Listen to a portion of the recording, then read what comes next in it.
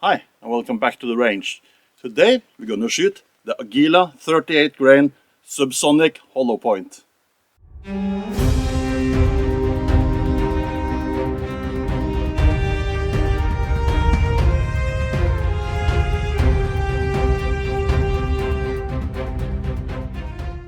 Hi, and welcome back to the range. As I said, today we're going to shoot the Aguila 38 Subsonic hollow point.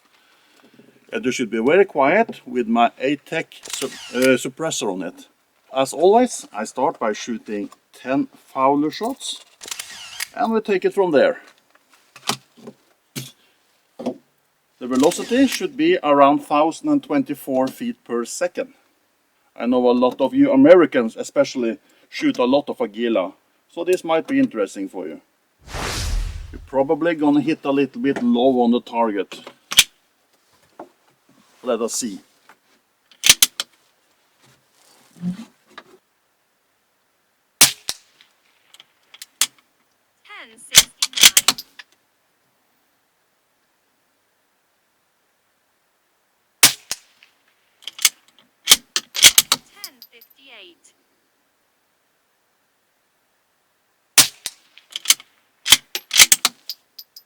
$10.59.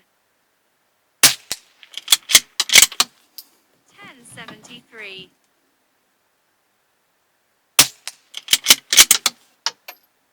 $10.36. $10.53. $10.60. $10.47. $10.47. $10.58. It's a little bit hotter than what it says on the box, and I'm not all too pleased with the group over there. I hope they will get better when I'm concentrating.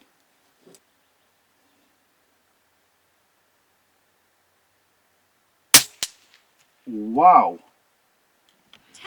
Where did that come from? It was twisting in the air. I can see the bullet.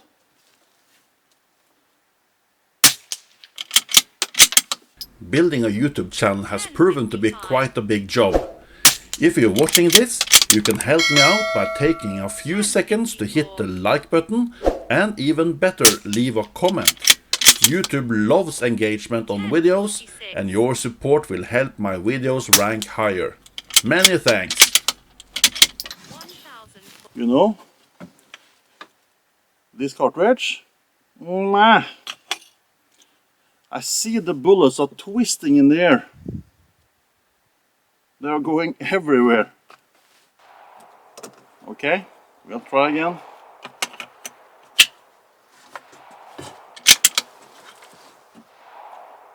I'll go over to the right target on top.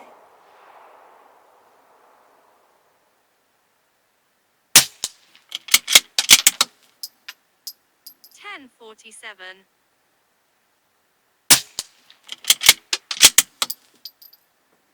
$10.49.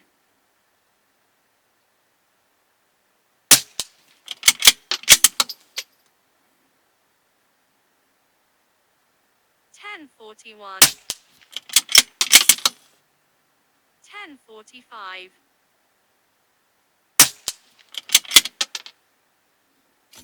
$10.33.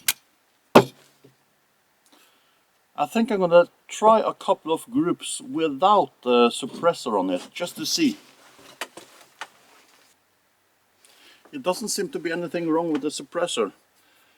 It's a nice round hole through it anyway. It doesn't seem like any of the baffles has gotten loose. Okay, now I have to put in my ears. But that first group, that was horrible. Especially the first shot. My oh my. Let's cross our fingers. If I get a good group now, it's the suppressor that's the problem. I can't understand why, but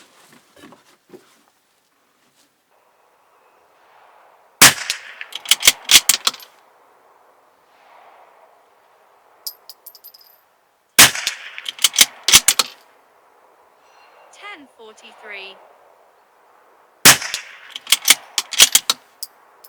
1020.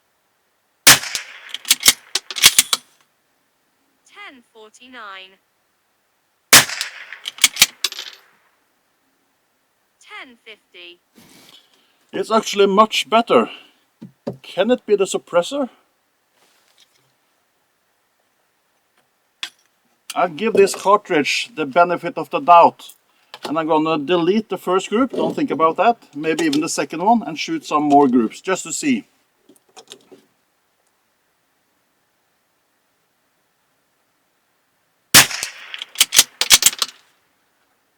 1035.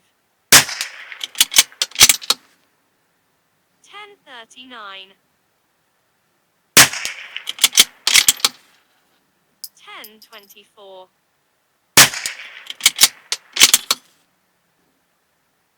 10. It's no tack driver, that's for sure. But it's much better than the first group anyway.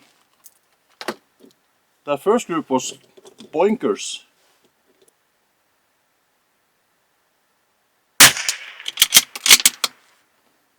1046.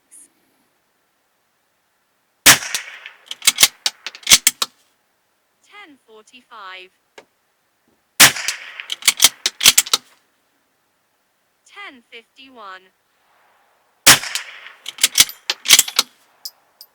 1042. Oh, 1049. this is no good. This is not a good cartridge. I'm sorry, Aguila. Not in my rifle anyway.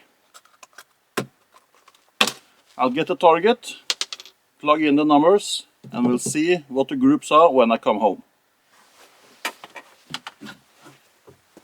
The foulers resulted in a group measuring just over 1 inch, 1.01, which translates to approximately 1.929 MOA.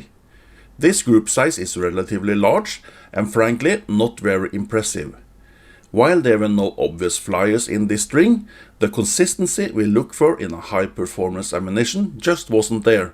The spread indicates that this particular ammo may have some issues with uniformity, impacting its overall reliability for precision shooting or hunting.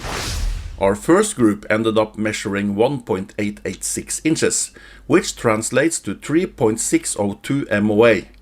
Unfortunately, this performance was severely affected by a flyer. This particular shot twisted in the air more than any other cartridge variant I have ever tested, leading to an extremely poor result. It's clear that this ammunition struggled with stability.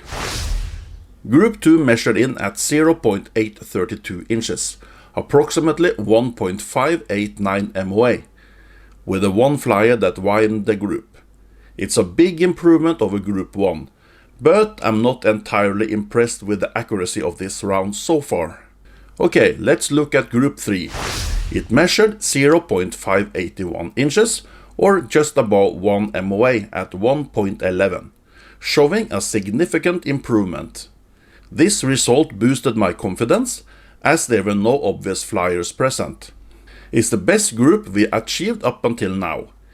Interestingly, I initially suspected the suppressor, given the better group, but it seems my assumption were incorrect looking at the last two groups, which I shot without suppressor.